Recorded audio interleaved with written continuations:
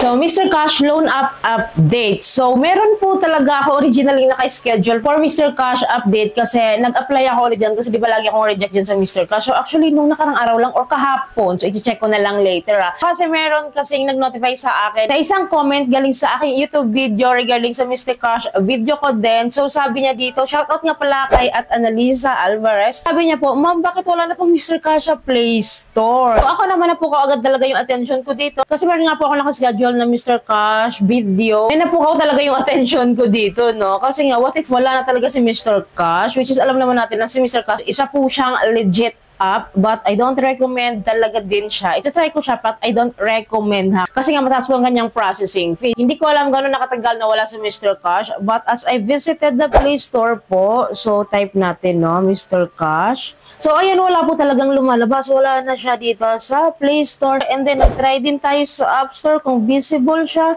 So, ang nakalagay, Mr. Cash, back na yung nakalagay dito. Wala na yung ganong logo po ni Mr. Cash. Of course, nagpunta po tayo sa kanyang website. Puntahan natin yung website ni Mr. Cash kung buhay pa ba. So, ayan po, buhay pa naman siya sa website nila. So, baba lang natin na. As you can see po, si Mr. Cash is like registered po and then CIC accredited siya. And then, nasunod din po siya sa National Privacy Commission, which is masasabi talaga natin na legit po ito. Kaya nga po nagulat ako ba't nawala siya. But anyways, isi-share ko sa inyo. Actually, no, isang araw lang talaga. Kaya nga po nakaschedule yung video ko kasi na-shoot ko na siya actually. So, revise ko na lang yung video. Yan po, na-open ko siya. And then, ayun nga po, meron tayong eligible loan amount na 2,500 pesos. So, click lang natin itong apply now and then, i-confirm lang natin yung application info ko dito. Then, after that, isasagad natin ng 2,500 ko, no? So, click lang natin itong apply.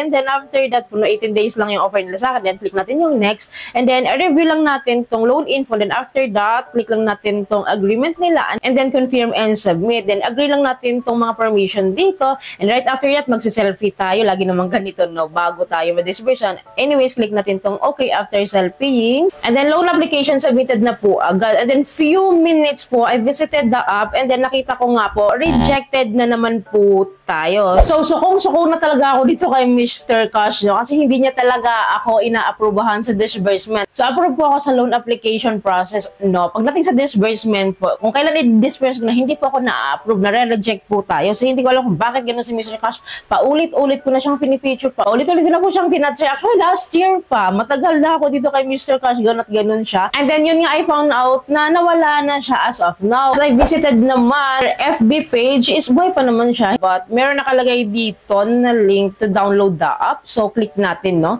So, wala naman. Item not found. So, nung pumunta tayo sa website ulit ni Mr. Cash, so, i-download natin yung app through the website, no? Click natin kasi mas legit dito, no? So, click natin yung download now. So, ito yung nakalagay, file might be harmful. So, siguro nagkakaroon lang sila ng maintenance itong si Mr. Cash app. Hindi natin alam kung ano yung reason niya. Pero for sure naman, babalik naman siguro to si Mr. Cash kasi madami na rin namang mga legit loan app talaga na nawala rin, pero bumabalik din naman. Like, naranasan ko si OLP. Meron pang isa si Mocha Mocha, nawala rin yun, bumabalik. Si Mocha Mocha nga, na alam naman natin loan shark yung loan app na yon. Balik-balik nga. Ito pa kayang si Mr. Cash, alam natin na legit. So, kaya nga lang talaga itong si Mr. Cash talaga is mataas din talaga yung kanyang processing fee, which is hindi ko siya nagugustuhan. Gusto ko na siya i-try, but hindi ko siya nire-recommend. So, yun lang naman yun. So, for sure, si Mr. Cash is babalik din naman po. Kasi, alam niyo si OLP dati, nawala siya sa Play Store, no? Then, I visited my phone. Andito pa naman siya that time. But ngayon, so, hinahanap ko po si Mr. Cash sa aking mga apps dito sa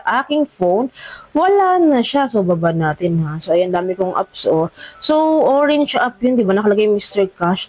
So, wala na po siya. So, i-type natin, ha, Mr. Cash. No apps found matching Mr. Cash. Hindi ko po siya dinilit. Hindi ko rin po siya inan-install. So, naka-Android po ako. Isa pala siyang nawawala in case na nawala siya sa Play Store. Kasi si OLP naman dati, hindi nawala dito sa phone ko kahit nawala siya sa Play Store. So, nakaka-access pa rin ako. Siguro, dahil kay OLP dati, meron pa akong babayarang loan. Siguro hindi nila winala or hindi siya natanggal. Since si Mr. Cash po kasi ngayon is wala po akong existing loan. Kasi siguro na-detect din po nila, na wala ka existing loan. Kaya kung sakaling mawala siya sa Play Store, mawawala na rin siya sa cellphone. Hindi na rin siya existing. So, kusa siyang mawawala. So, kusa siyang mag-uninstall. So, I don't know kung kailan babalik itong si Mr. Cash, but I will update na lang. I-check ko time to time kung bumalik na si Mr. Cash. Kasi for sure, babalik talaga to. Kasi okay pa naman yung mga Facebook page niya. And then may website pa rin naman siya. And then accessible pa rin siya sa iba. I don't know bakit nawala siya ha. As I revisited their Facebook page, no? So actually updated yung kanilang Facebook page. Updated po ang kanilang mga posting. In-update dito sa kanilang Facebook. So ayan, may advisory pala siya. Nakalagay dito 2 days ago na pala. So ngayon lang ako na-inform guys. Which is 2 days ago lang din naman ako nag-apply dito sa Mr. Cash. Kaya siguro na-reject ako na. But anyway, so may advisory pala siya dito.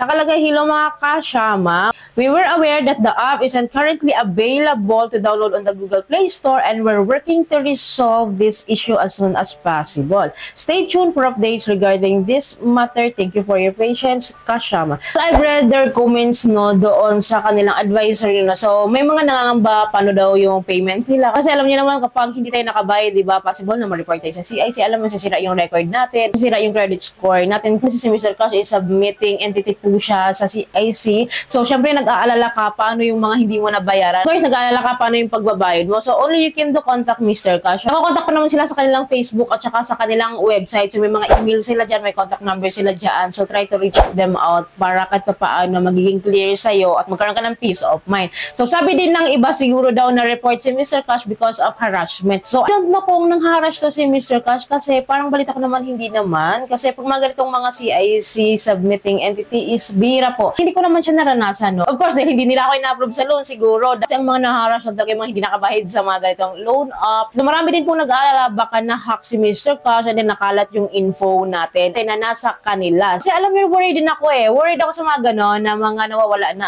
app then nakapag-submit ka ng info mo. So baka napasok yung system nila and then na-hack yung mga info ba? Na-hack yung mga info ng mga borrower or mga applicants nila dito. Kasi guys, 2 days ago, ang dami kong text. 2 days ago, ang dami mga nagte-text sa akin. 2 days ago talaga, as in, ang dami niyan. Si Peso Cash, si Insta Cash, si Cash Mabilis, si Timely Loans, si Pautang Pera. Ang dami. Actually, ngayong araw na to, nakalima din ako. So, I don't know kung dahil dun. I don't know ha. So, possible kasi yun. Kaya medyo scary yung ganito eh. So, I hope makabalik tong si Mr. Cash, no? And maayos yung system nila. I hope secured pa rin yung mga data na nasa-submit natin sa kanila, no? I hope talaga. Scary yung mga ganitong loan up na bigla-biglang nawawala and then nakapag-submit tayo ng info sa kanila. Anyways, comment down below sa mga may Mr. Cash loan app ha. So, comment down below kung existing pa rin ba yung app inyo sa phone nyo and kumusta and meron pa ba? So, nakapagbayad pa ba? Nakapagbayad pa ba tayo ng loan dito? So, comment down below para aware po tayo dito. So, anyways, mag-update na lang po ako sa inyo time to time regarding Mr. Cash ha. Kaya dapat po nakasubscribe yan. Click yung bell button for that po ng videos ko is updated po kayo. So, yun lang po. I hope po may natutunan kayo sa video. I hope nakatulong tong video sa inyo. Thank you po for watching this video. Bye!